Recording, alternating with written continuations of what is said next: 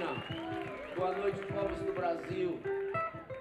Vim aqui para cantar para vocês, me juntar nessa luta. Chama-se Reis do Agronegócio.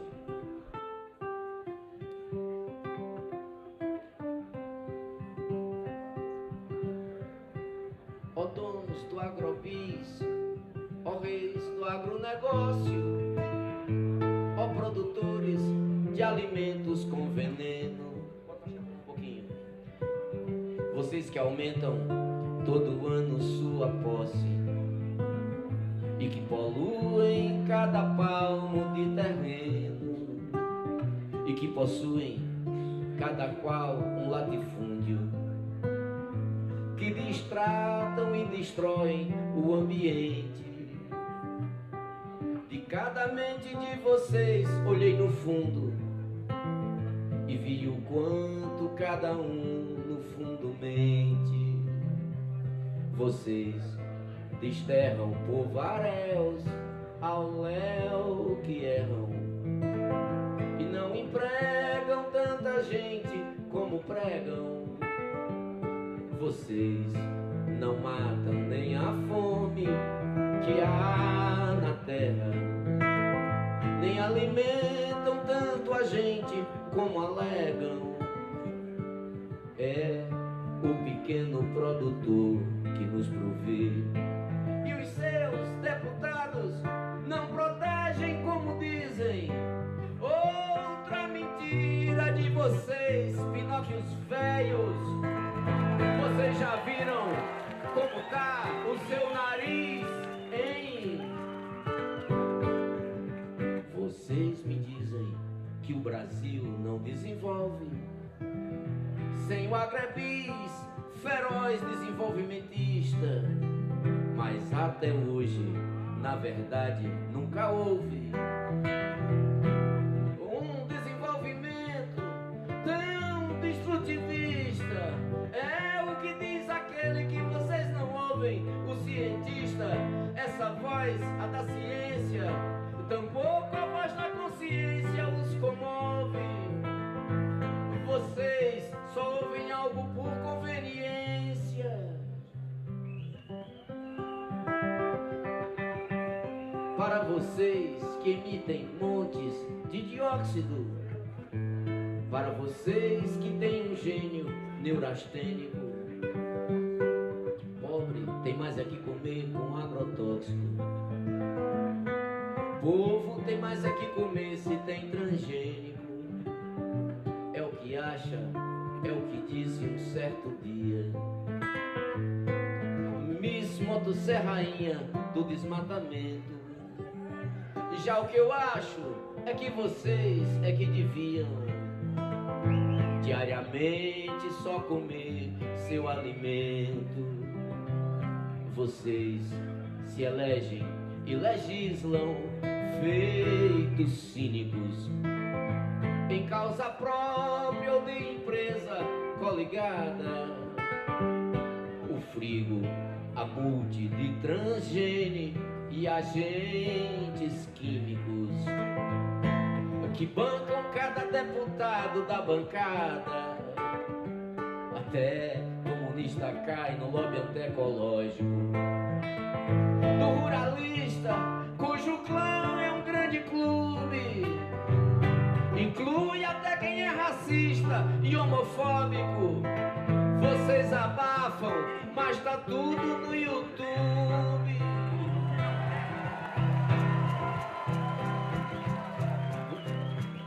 Vocês que enxotam o que luta por justiça. Vocês que oprimem quem produz e que preserva. Vocês que pilham, assediam e cobiçam a terra indígena, o quilombo e a reserva. Vocês que podam e que fodem e que ferram.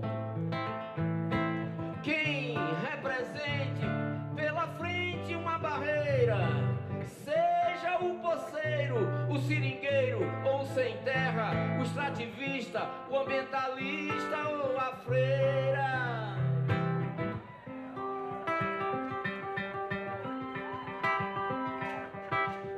Vocês que criam e matam cruelmente bois, cujas carcaças formam um enorme lixo. Vocês que mudam, somem peixes, caracóis, sapos e pássaros e abelhas do seu lixo, e que rebaixam planta, bicho e outros entes, e acham pobre, preto e índio tudo chucro, porque dispensam tal desprezo a um vivente, porque só prezam e só pensam no seu lucro. Eu vejo a liberdade dada aos que se põem além da lei na lista do trabalho escravo, e a anistia concedida aos que destroem o verde a vida sem morrer com um centavo. Quando eu vejo cenas de horror tão fortes, tal como eu vejo com amor a fonte linda, e além do monte o pôr do sol, porque, por sorte, vocês não destruirão o horizonte ainda. Seu avião derrama chuva de veneno na plantação e causa náusea violenta, e a intoxicação em adultos e pequenos, na mãe que contamina o filho que amamenta, provoca aborto e suicídio inseticida.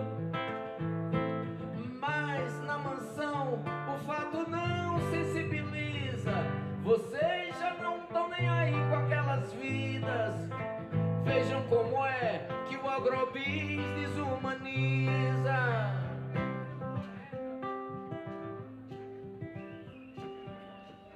Chega mais perto. Desmata Minas, Amazônia, Mato Grosso, infecta solo, rio, ar, lençol freático, consome mais do que qualquer outro negócio. 1 quadrilhão de litros d'água, o que é dramático, por tanto mal do qual vocês não se redimem, por tal excesso que só leva à escassez, por essa seca, essa crise, esse crime. Não há maiores responsáveis que vocês. Eu vejo o campo de vocês ficarem fértil, num tempo um tanto longe ainda, mas não muito. E eu vejo a terra de vocês restar estéril, num tempo cada vez mais perto, e lhes pergunto: o que será que os seus filhos acharão de vocês diante de um legado tão nefasto? Vocês que fazem das fazendas hoje um grande deserto verde, só de soja, de cana ou de pasto. Pelos milhares que ontem foram e amanhã serão mortos pelo grão negócio de vocês, pelos milhares dessas vítimas de câncer, de fome e sede, fogo e bala, de AVCs. Saibam vocês que ganham com um negócio desse muitos milhões, enquanto perdem sua alma, que a mim não faria falta se vocês morressem.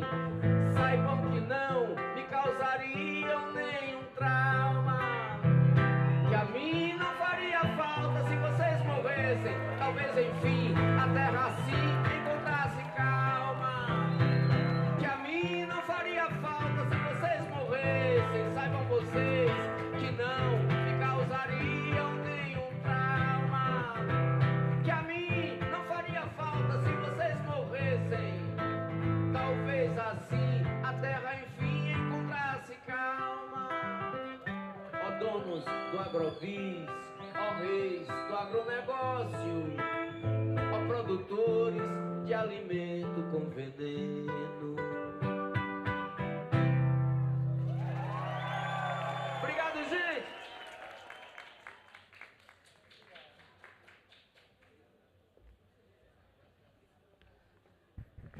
Bom, então eu acho que depois da bela manhã que nós tivemos, né, também dessa música tão impactante, né, do Chico César, nós vamos dar início à nossa primeira programação da tarde, né? Eu gostaria, né, já convidei, já está aqui no palco, o professor Reinaldo Fleury. Rapidamente eu entrei no seu currículo Lattes para poder fazer uma apresentação e vi como era difícil, né, fazer uma pessoa tão ativa, tão produtiva, com um trabalho tão intenso e bonito, né? O professor é formado em filosofia, mestre e doutor em educação, né? Atua na Universidade Federal de Santa Catarina, no programa de pós-graduação interdisciplinar em ciências humanas, é pesquisador do CNPq, tem inúmeras orientações, inúmeras publicações, e é um pesquisador que tem uma grande rede nacional e internacional de parcerias, né, em pesquisa na temática que explora as fronteiras científicas nos campos da educação, da interculturalidade e da descolonialidade. Né? Então, eu gostaria de convidá-lo para proferir a palestra da tarde.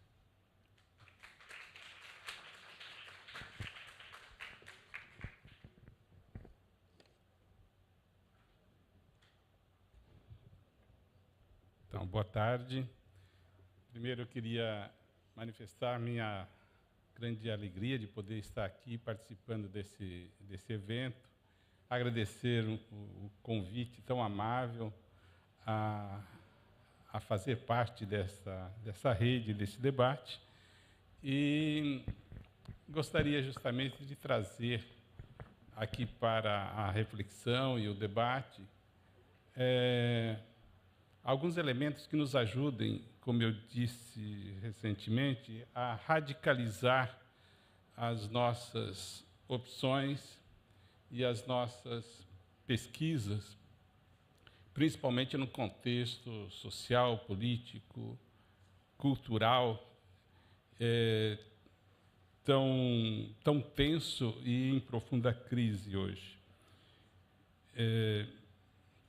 Então, nesse sentido, eu queria retomar alguma reflexão, que, inclusive, vocês podem encontrar um artigo, no seu texto completo, disponível online, e também mesmo no site do nosso grupo de pesquisa, que é www.mover.ufsc.br. Bom, o que eu vejo no nosso atual contexto brasileiro de crise político e institucional,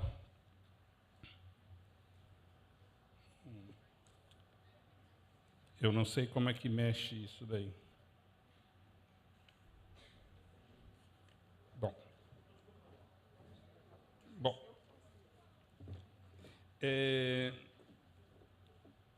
aqui? Que eu quero rodar? Isso. Aqui não, pelo jeito não, mas tem um...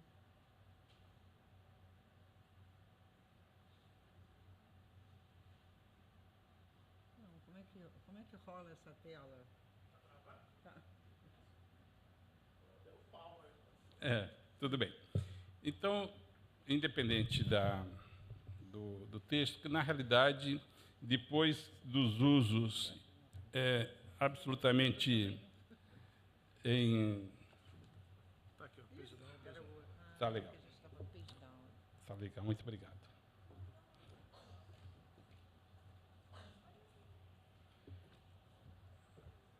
Então, nesse atual contexto de crise política e social, eu me lembro o que Vitor Vala, professor da Escola Nacional de Saúde Pública, já enfatizava na década de 1990.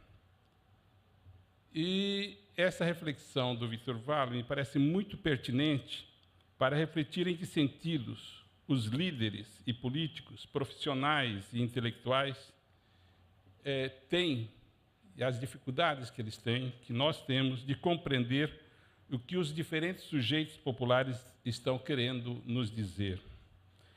E esta reflexão será tanto mais crítica e radical, quanto mais dialogar com os grupos populares que mais têm sofrido os processos de exploração, de exclusão e subalternização.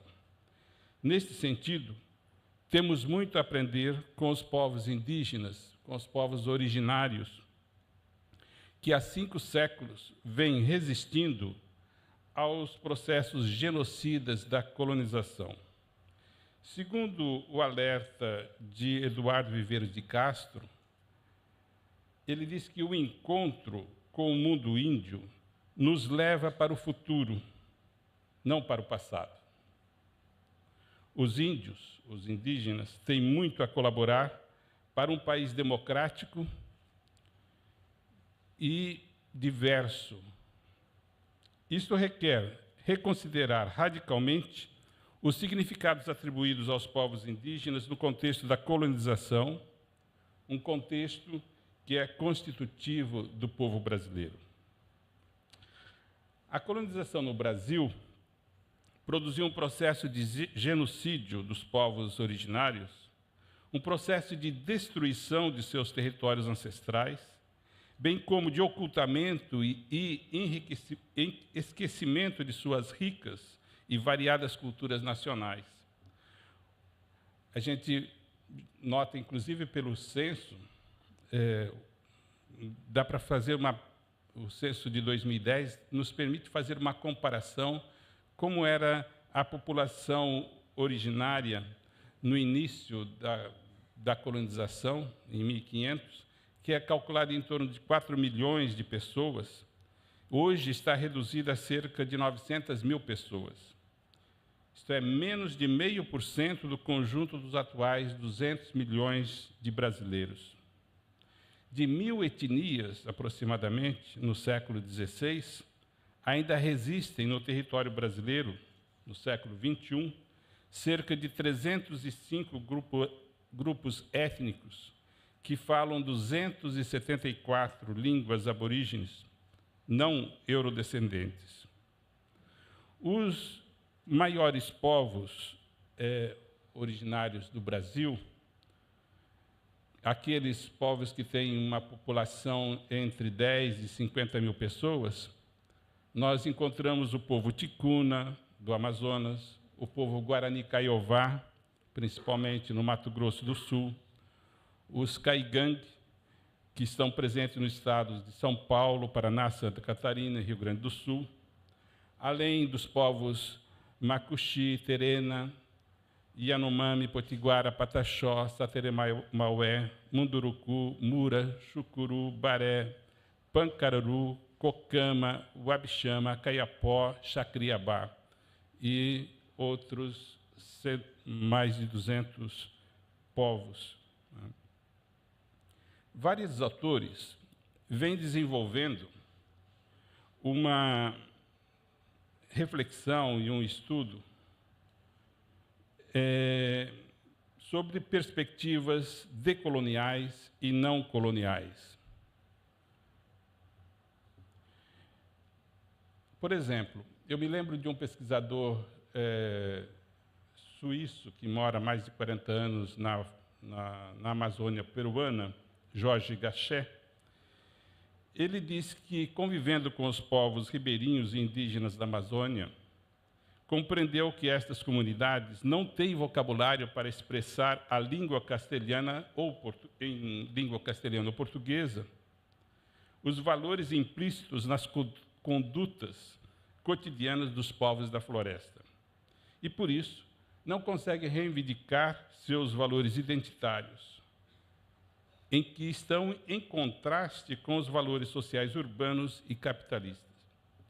A proposta do Gachet é de desenvolver uma metodologia de trabalho educacional para ajudar essas comunidades a explicitar e identificar seus valores, nomeando-os na língua dominante de modo que posso identificar as próprias diferenças e, com isso, assumir as suas próprias escolhas.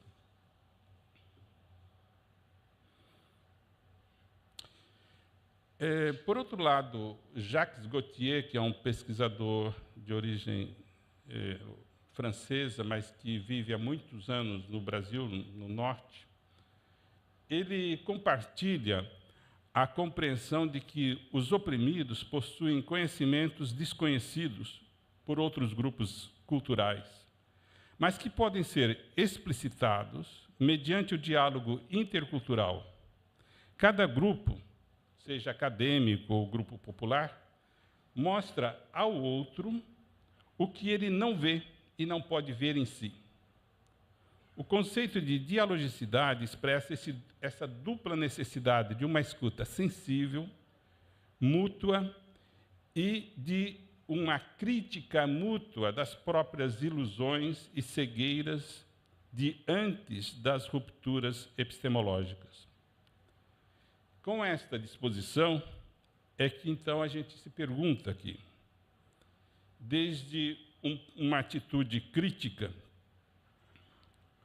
em relação à matriz epistemológica colonial, que constitui a formação científica eurodescendente, o que é que nós estamos aprendendo no diálogo intercultural com os povos originários de Abya-Yala e Pindorama? São nomes.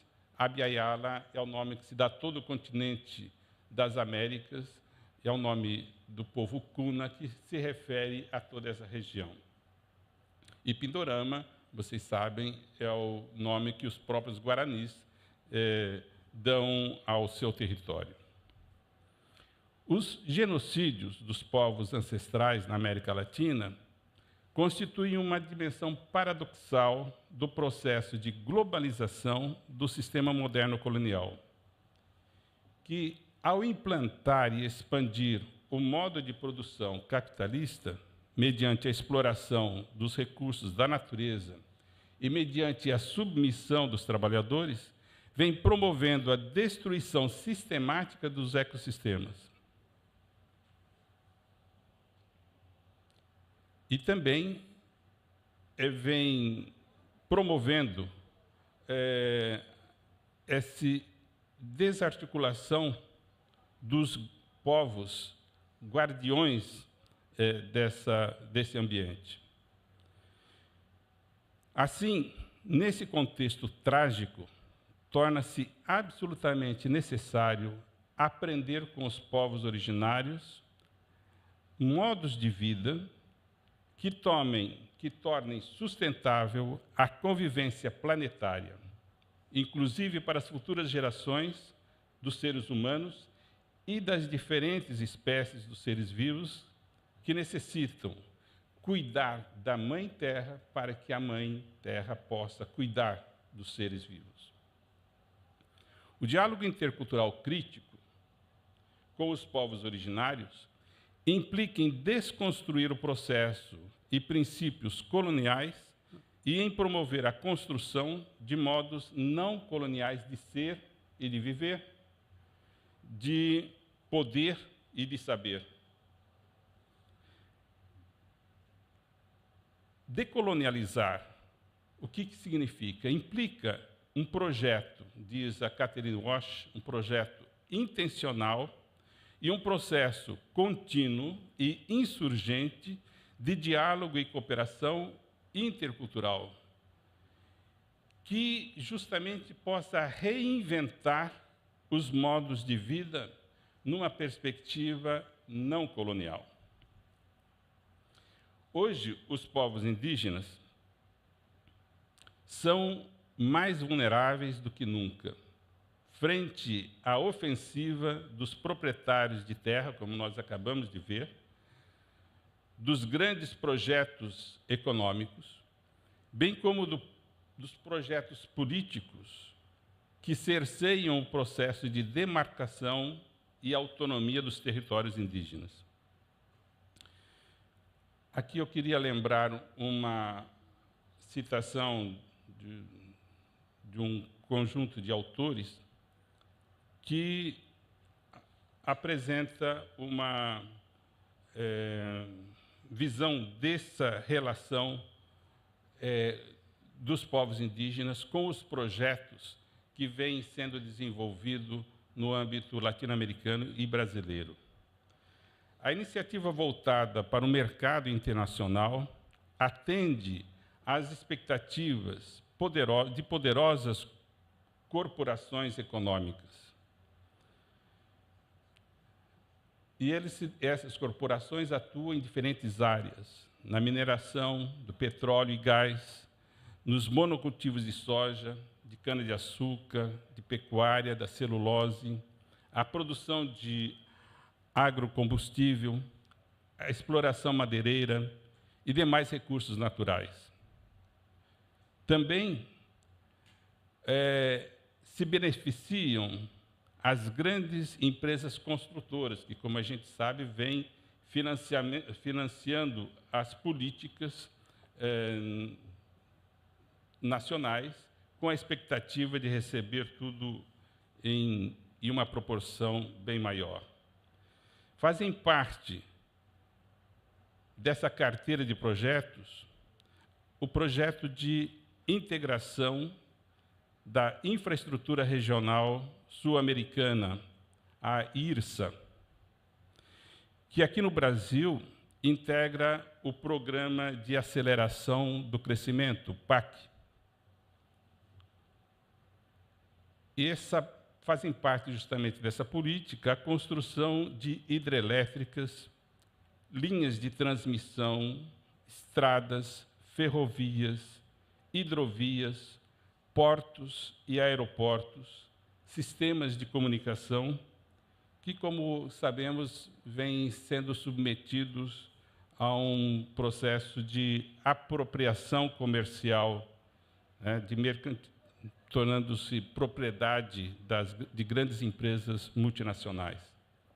A IRSA traz no seu bojo uma concepção de desenvolvimento, entendendo como crescimento econômico a partir da superexploração dos recursos naturais e alimentando padrões insustentáveis de consumo para assegurar a acumulação capitalista. Os povos indígenas, que a partir de sua experiência milenar estabeleceram uma relação harmônica com a terra, questionam duramente esta lógica predatória. Eles dizem: somos filhos de Pachamama, não somos seus donos, nem somos seus dominadores, vendedores ou destruidores. A nossa vida depende da natureza, da Mãe Terra. E por isso, desde milênios, construímos as nossas próprias formas de bem viver, como uma alternativa legítima de bem-estar em equilíbrio com a natureza e com a espiritualidade. Esta visão de mundo fundamenta a concepção de bem viver, ou, em espanhol, buen vivir, ou Sumac Calçá em Quechua, Sumac Camana em Aimara, ou Tecoporã em Guarani. O que é que significa o bem viver? Significa a boa maneira de ser e viver, ou seja, viver em aprendizado e convivência com a natureza. Esta sabedoria, presente em todas as culturas ancestrais, nos leva a compreender que as relações entre todos os seres do planeta têm que ser encaradas como uma relação social entre sujeitos, em que cultura e natureza se fundem na humanidade.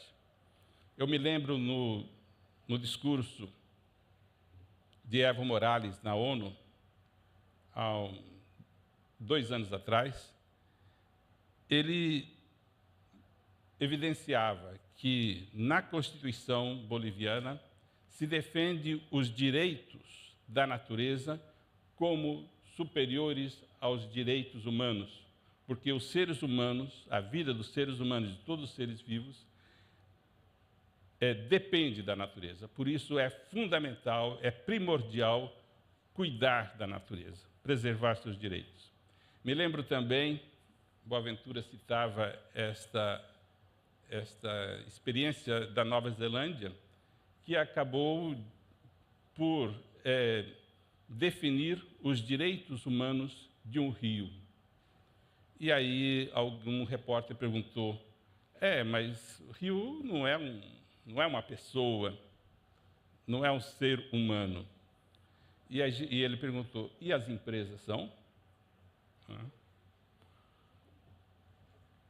O bem viver é um paradigma comunitário da cultura da vida do bem viver, né, que é sustentado em uma forma de viver que reflete em uma prática cotidiana de respeito, de harmonia e equilíbrio com tudo o que existe, compreendendo que a vida toda está interconectada, interdependente e interrelacionada. Portanto, é um modo de vida baseada na mútua cooperação.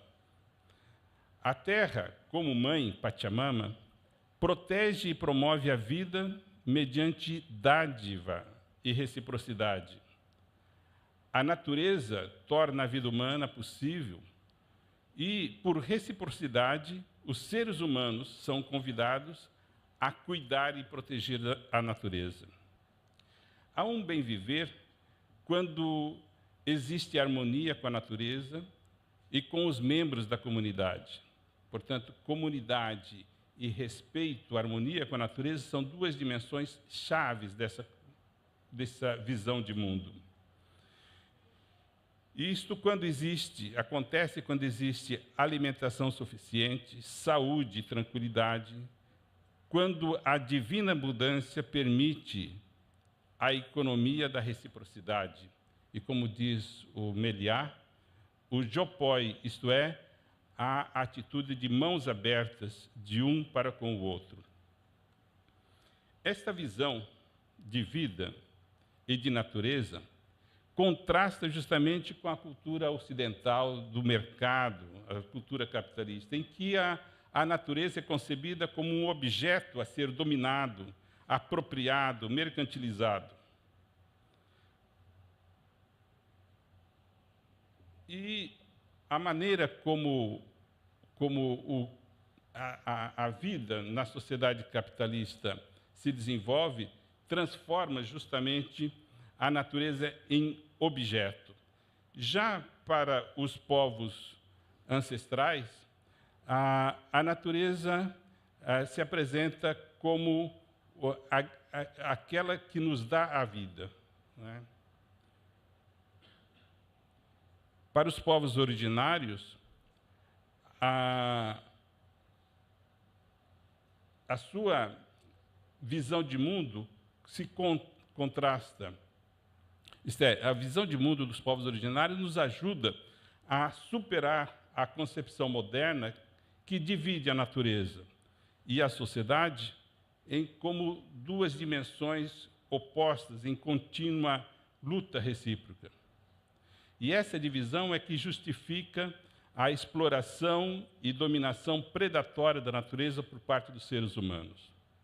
Assim, as culturas originárias oferecem uma visão de mundo que pode contribuir para superar o impasse em que as culturas ocidentais e o modo de produção vivido por nós se encontram hoje, no que diz respeito à sustentabilidade da vida e do ecossistema. Nós, pelas grandes conferências sobre ecologia, já foi demonstrado que continuando nesse sistema de exploração predatória da natureza, a possibilidade de sustentação desse sistema é de curta duração. Dentro de uns 50 anos, todo esse sistema pode entrar em colapso se continuar nessa mesma lógica. Já o bem viver promove uma relação entre mundos biofísicos, humanos e espirituais, e esta relação dá sustentação aos sistemas integrais de vida dos povos ancestrais. Revalorizar a relação holística tecida pelos povos ancestrais mediante práticas comunitárias dialógicas integradas com o mundo natural é, portanto, a condição que torna possível desconstruir a matriz racista, especista e, por que não, patriarcal, que é constitutiva das relações do poder colonial.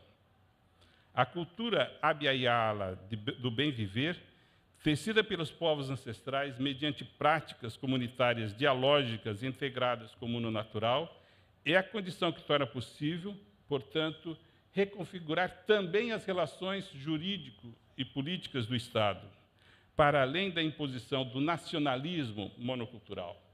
Os Estados nacionais é o modelo de Estado vigente hoje na maioria dos países, que elege uma cultura, em geral a cultura do colonizador, como a cultura nacional, e a língua nacional, a língua de todos, que se sobrepõe a todas as culturas constitutivas pelo povo que ocupa esse território, né? Nós vemos que o português é a nossa língua, que é considerada a única língua oficial, quando temos no nosso território, só de línguas originárias, de povos originários, 274 línguas diferentes, que são absolutamente invisibilizadas, negadas e entram num processo de extermínio e mesmo de epistemicídio, de ocultação do próprio modo de ver o mundo.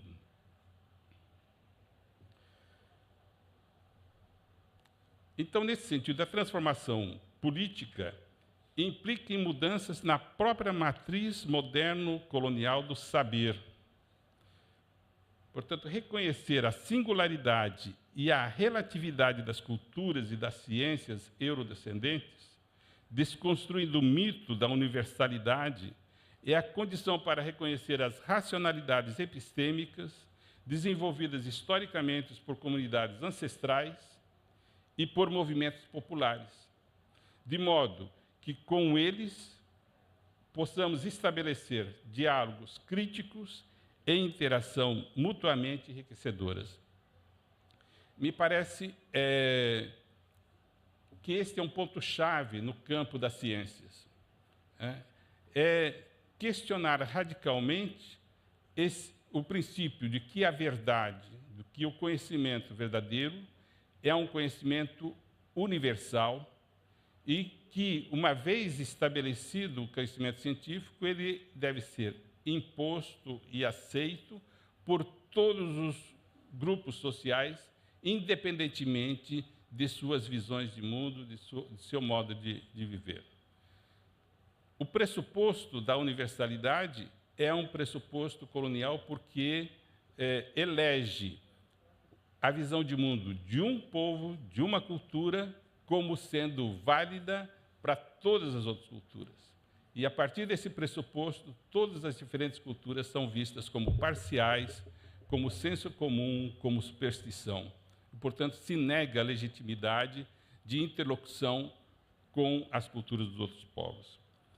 Eu queria aqui trazer uma implicação disso para a educação, né?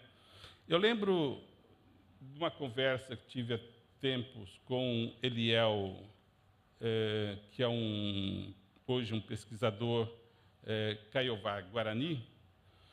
Ele dizia que o modo de educar dos brancos é uma educação que vem de fora para dentro.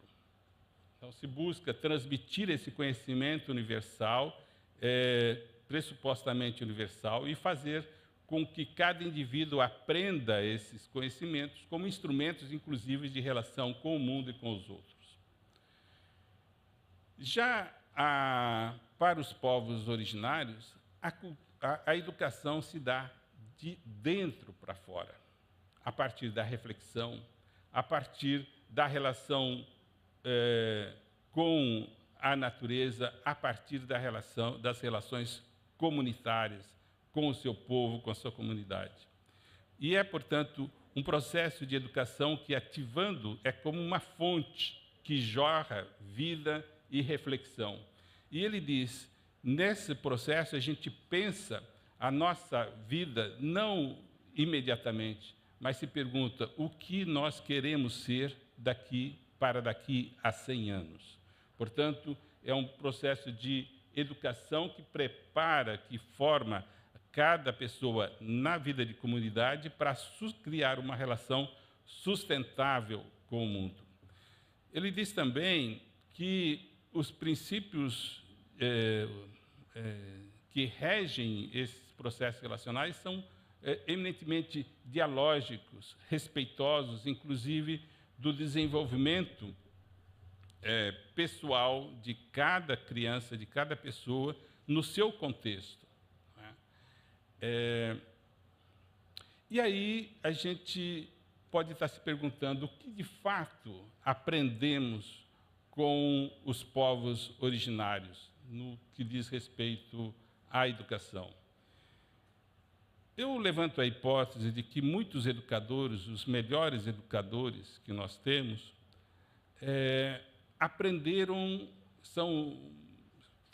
desenvolveram um pensamento e uma proposta significativa na medida em que aprenderam muito dos povos ancestrais.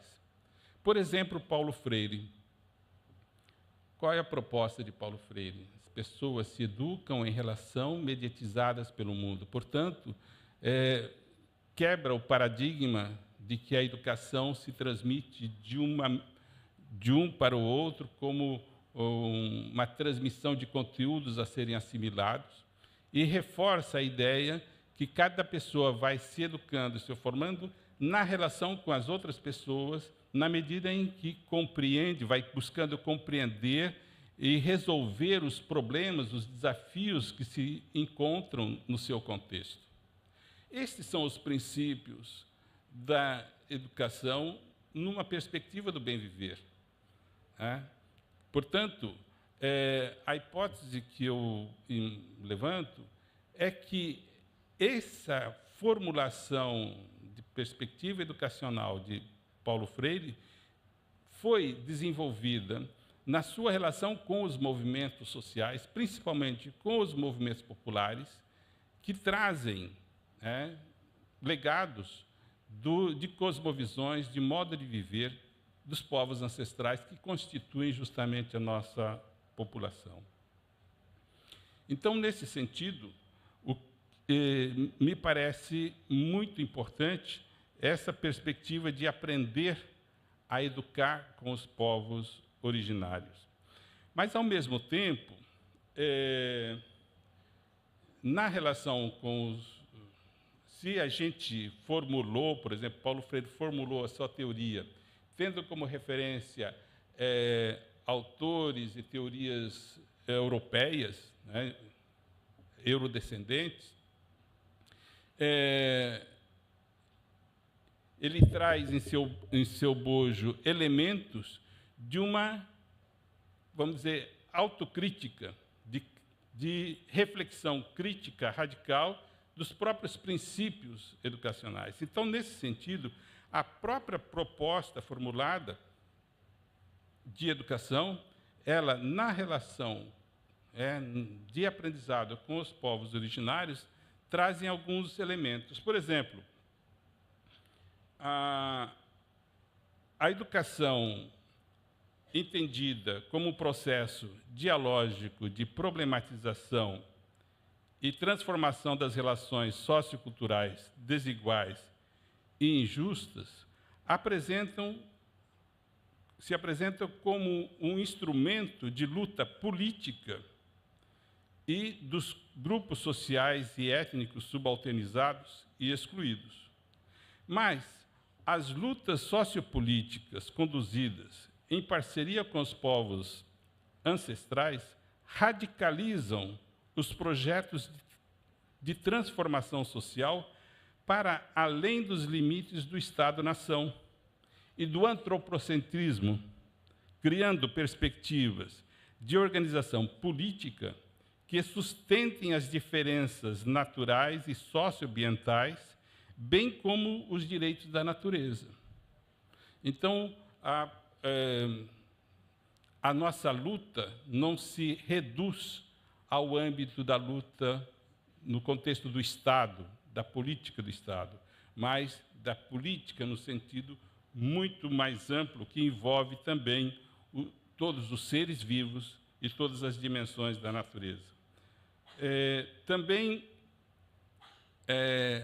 mais especificamente, quando a gente considera, na teoria, na proposta de Paulo Freire, os círculos de cultura, eles se apresentam como uma estratégia educacional para favorecer o diálogo na comunidade sobre justamente as contradições que enfrentam em seu contexto social, de modo justamente a promover uma organização política para superá-los.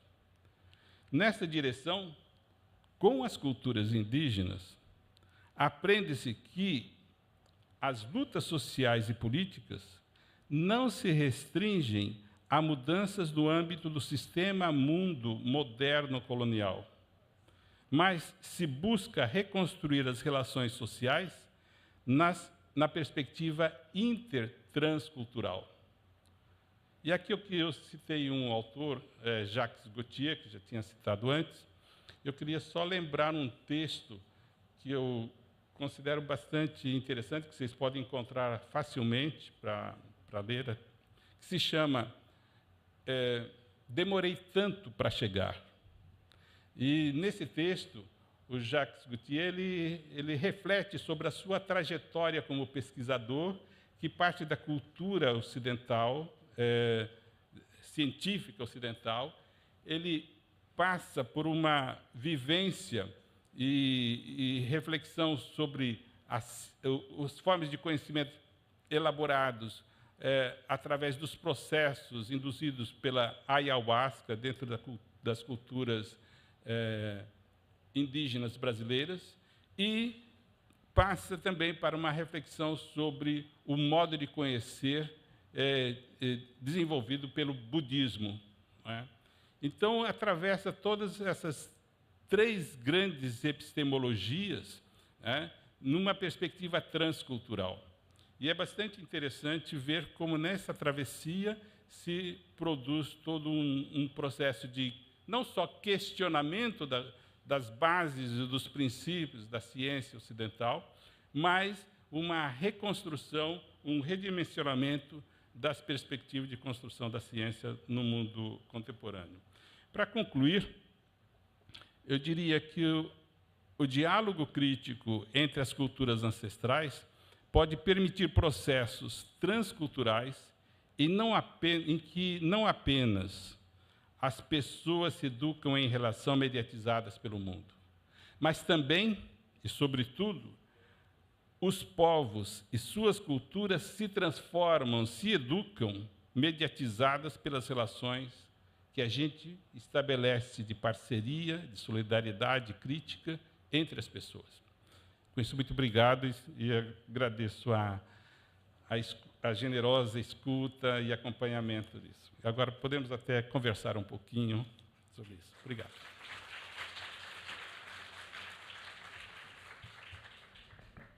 Muito obrigada. Eu recebi uma orientação da organização que nós vamos limitar o número de perguntas, né, para bater um papo, aproveitar ainda o tempo, mas diante do atraso que houve já no processo, então, um grupo de 3 perguntas e depois, se tiver tempo, a gente faz mais 2 perguntas, tá? Então, quem quer... Agradeço, né, o brilhante. Alguém tem alguma questão? Ali, ó, Tamires. Esse não, vou cortar.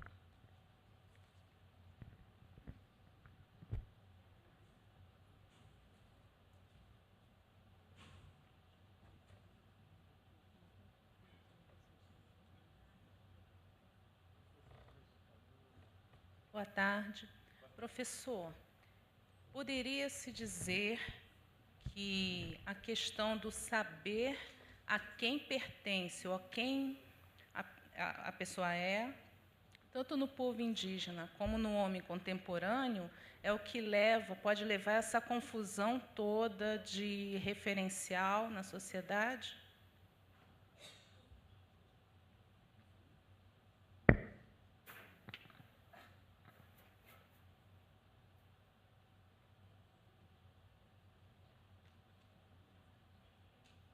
Alguém ainda para a pergunta?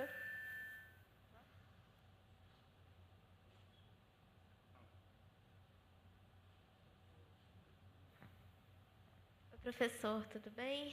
Meu nome é Stephanie. Eu queria ouvir um pouquinho. De manhã a gente teve uma discussão sobre a questão da ciência e dos saberes tradicionais, né? E aí eu ouvi um pouco da sua perspectiva sobre isso. É possível, né, desenvolver uma ciência decolonial, uma ciência que foi forjada nesse mito da universalização e então da dominação e imposição de um modo de viver, de pensar, de agir sobre outros povos? Então a gente consegue em que parâmetros a gente pensa essa ciência decolonial e esses saberes tradicionais?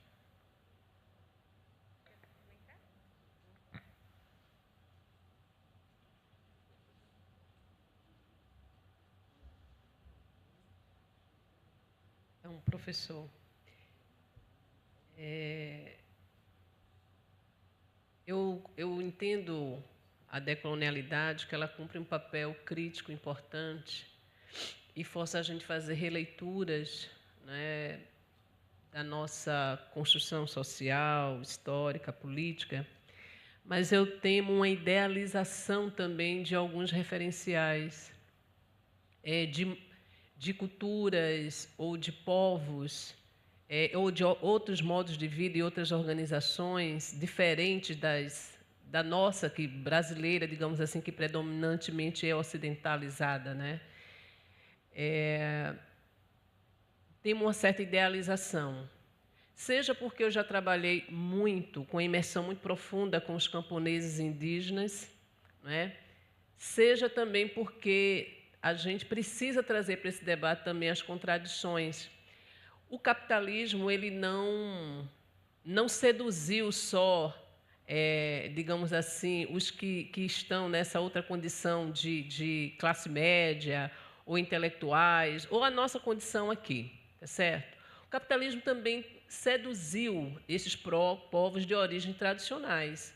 Já vi povos indígenas também defendendo, seja por uma dominação cultural, ou seja, mas já vi povos e lideranças com muitas consciências assim, críticas e militantes também reivindicando nos seus projetos questões que não é um bem viver. A primeira coisa que eu acho que a gente tem que trazer sem o idealismo, não é? Eu vejo a expressão da decolonialidade muito forte hoje na expressão de liberdade. A juventude também questionando essa forma heteronormativa sobre os seus corpos. Eu vejo muito forte a expressão da decolonialidade, aí eu quero dizer que a dimensão ontológica, né, sobre os corpos e a expressão de novas sexualidades e identidades. Eu vejo isso muito forte do ponto de vista da espiritualidade. Agora, do ponto de vista da política e da economia, é algo que também mexe com o lugar que o Brasil ocupa no cenário mundial. Eu não sei se... Aí eu quero trazer algum... Por que na Bolívia se fala e se tenta construir um bem-viver? E por que no Brasil isso parece tão distante?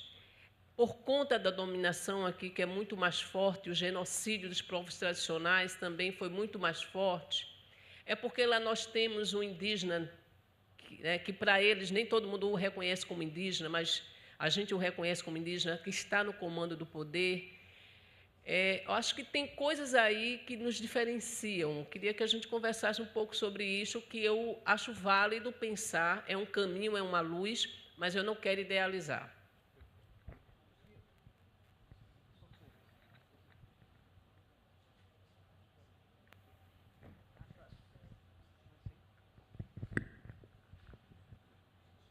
como é seu nome, a primeira que perguntou? Sara. Sara, uma questão, a quem pertence o saber, né? Eu acho que o saber não se pertence, assim como o poder não se detém, o poder se exerce, e se exerce na relação entre as pessoas. Portanto, os saberes, eles são construídos, ativados, reformulados na intensa relação entre as pessoas, entre os grupos sociais. Então, a própria elaboração, a produção e elaboração dos saberes se dá nas relações, né? E se vivificam nas relações. É claro que se configuram muitos produtos sociais e culturais que se configuram desde do ambiente, dos instrumentos que nós usamos, e que são instrumentos que têm sentido, que adquirem sentido e fazem sentido nas relações, ativados pelas relações. Portanto, eu acho muito importante reconhecer que os sujeitos, a relação entre as pessoas e os grupos é o que constitui os saberes, e são essas pessoas em relação que, de certa forma, detêm os significados e os instrumentos de produção e circulação dos saberes, né? E por isso que os saberes são também muito fluidos, heterogêneos, justamente porque são relacionais, não se configuram na sua objetificação. A objetificação se dá nos instrumentos criados como suportes, de certa forma, né? Como dessa circulação e dessa relação. A questão que a Stephanie coloca, né, que é a relação entre uma ciência, a produção da ciência decolonial e dos saberes tradicionais, né, me parece que também é nessa mesma perspectiva. Não se trata de entender a colonialidade e a decolonialidade como estados, como situações definidas, mas como processos que se alimentam contraditoriamente, ambivalentemente, polissemicamente nas múltiplas relações. O nosso próprio encontro agora, ele está produzindo não um significado, mas ele está produzindo dezenas, tanto significados quanto somos nós que estamos aqui atentos, interagindo e refletindo em reciprocidade na relação com o outro e com o contexto discursivo que estamos criando. Então, a gente, vamos dizer, vai decolonizando na medida em que a gente vai desconstruindo os padrões que nos induzem a centralizar o controle da produção e circulação dos saberes e, de certa forma, fractalizar, né? Tornar polissêmico, reconhecer a polissemia e das nossas relações, né? Que somos, aqui o que nós estamos dizendo tem tantos significados quantos somos os que estão participando e quantos são as experiências, vivências e questionamentos que cada um vai trazendo. Então, você pode imaginar que nós estamos trabalhando simultaneamente com milhões de significados ou de significações, de processos de significação, num discurso que parece, assim, olhando de fora, é um grupo pequeno, sentado no auditório, e alguém falando e outros ouvindo.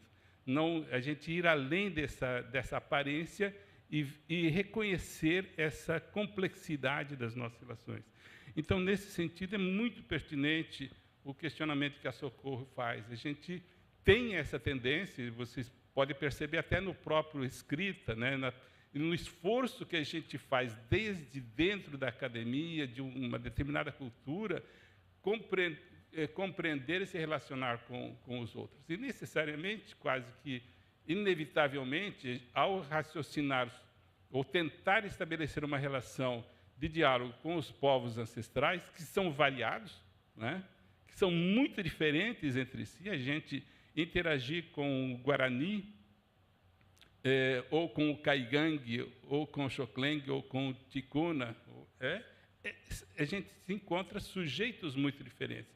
Eu tive agora no encontro no Pará, com um grupo de estudantes que estão fazendo graduação, mestrado e doutorado lá, e entre eles mesmos a gente percebia claramente posições completamente diferentes em relação, por exemplo, à posição das mulheres numa comunidade. Para uns era uma posição bastante subalterna, para outras mulheres era uma sociedade muito mais matriarcal e são as líderes, no mesmo ali grupo de indígenas que têm culturas muito diferentes. Então, só que eu acho que de fato essa dessacralização ou, digamos, a superação desse idealismo, a gente se faz na prática, na relação mesmo, né? E é uma descoberta, eu acho que ao menos na minha busca, é de longa duração, né? O encontro e provavelmente a tua experiência já permitiu avançar muito mais e até teorizar de uma forma muito mais complexa pelas vivências, pelas relações, pelas imersões. Então, na realidade, é uma busca, né? Que, em certo momento, eu acho que ainda, no meu caso, talvez esteja ainda numa perspectiva muito idealista, ou idealizada, né? Mas eu acho que aí a gente pode aprender e somar os esforços, né? Com tantas outras pessoas que, mesmo no contexto acadêmico, têm diferentes percursos. Então, e reconhecer essa diversidade de percursos, de perspectivas, me parece que é o grande salto decolonial, né? Possibilitar que, nesse campo não das culturas e das perspectivas não coloniais, é muito diverso. E aí, só para concluir, eu lembro do Clifford Geertz, né, que ele, quando tenta definir a cultura, interpretações da cultura, ele diz que os antropólogos procuraram, por muito tempo, identificar o que há de comum entre as culturas, né, o que há de universal entre as culturas, para definir o que é a essência do ser humano. E aí, ao perceber, por exemplo, todas as culturas têm ritos de nascimento, ritos de morte, têm religião, têm relações familiares, etc. Mas, quando você vai ver especificamente a própria religião, a própria constituição da família, dos ciclos de vida, são profundamente diferentes entre uma cultura e outra. Portanto, isso que se considera comum, transversal, na realidade é singular, é particular. E aí ele conclui: a essência humana se define, portanto, não pela universalidade, mas pela singularidade. E é isto que é o importante, é aprender com as singularidades. E aí, nesse sentido, as reflexões que a gente também está fazendo aqui, de uma maneira muito forte, na questão do corpo, das identidades sexuais, de gênero, e mesmo também de geração, de configuração do próprio corpo, né, das deficiências, muitas vezes entendidas como deficiências, na realidade, as diferenças físicas e mentais. Esses processos são profundamente singularizantes. E é aí que está a riqueza, o potencial humano que a gente pode estar desenvolvendo. Então, decolonizar implica em superar esses preconceitos universalizadores, bipolares, né, que segmentam, que separam, que são epistêmios, são formas de pensar muito favoráveis à sujeição e à dominação, enquanto que a busca do diálogo heterogêneo, polissêmico, interativo, que colhe os contextos, as histórias, a complexidade de cada um, é profundamente revolucionário. Desconstrói esses dispositivos que nos sujeitam. Tem mais alguma pergunta? Alguém quer? Acho que, nesse caso, nós podemos agradecer a sua brilhante apresentação e a oportunidade de estarmos juntos aqui e encerrar a palestra. Obrigada.